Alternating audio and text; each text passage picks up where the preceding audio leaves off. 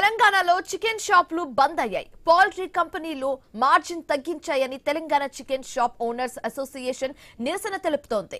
Margin పెంచాలని demand చేస్తుంది. తగ్గించిన మార్జిన్ పెంచే వరకు నిరవధిక బంద్ పాటిస్తామని హెచ్చరించింది. ఇదే అంశానికి సంబంధించి మరింత తాజా సమాచారం మా కరెస్పాండెంట్ ప్రశాంత్ అందిస్తారు ఫోన్ ద్వారా. ప్రశాంత్, చెప్పండి. రైట్ శివాని, తెలంగాణలో చికెన్ షాపులన్నీ కూడా ఉదయం నుంచి బంద్ అయిపోయిన పరిస్థితి కనబడుతుంది.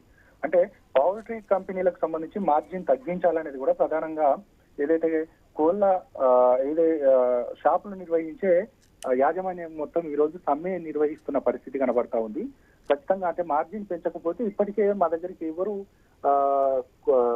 ఖచ్చితంగా పెంచాలని అంటున్నారు, తగ్గితే మాత్రం మాకు నష్టం వచ్చే పరిస్థితి ఉంది అనేది కూడా ప్రధానంగా వాళ్ళు చెప్తున్న పరిస్థితి. మొత్తానికైతే ఇటు ఒకవైపు పౌల్ట్రీ కంపెనీలు ఏం చెప్తున్నాయంటే ఇప్పటికే ఇది వేసవి కాలం కాబట్టి కోళ్ళని కూడా చనిపోతున్న పరిస్థితి, అదేవిధంగా ఈ రేట్లు కూడా పెంచుకుంటూ పోతే ఖచ్చితంగా అంటే పూర్తిగా ఎవరైతే చికెన్ ప్రియులు ఉంటారో వారంతా కూడా కొనలేని పరిస్థితి ఉంటుంది. మిగతా ఇటు మటన్ కి కావచ్చు మిగతా వాటికి వెళ్లే అవకాశం ఉంటుంది అనేది కూడా పౌల్ట్రీ యజమానులు చెప్తున్న పరిస్థితి.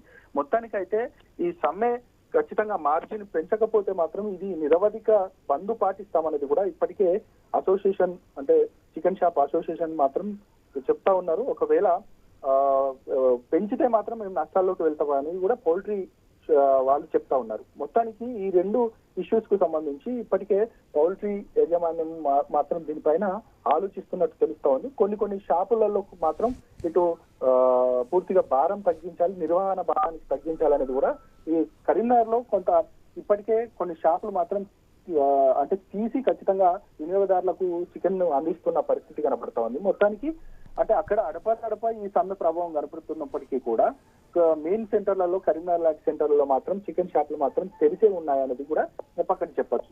మొత్తానికైతే ఈ సమ్మెకి సంబంధించి కూడా ఈ రెండు వర్గాలు కూర్చొని యాజమాన్యం అదేవిధంగా పౌల్ట్రీ సంబంధించిన వారంతా కూడా కూర్చొని ఈ సమస్యను పరిష్కరించాలనేది కూడా ఈ చికెన్ ప్రియులు అనుకుంటున్న పరిస్థితి కనపడుతుంది. శివాని, ఏ వరకు వెళ్తుంది అనేది మాత్రం ఇక ముందు చూడాల్సిన పరిస్థితి. Thank you Prashanth.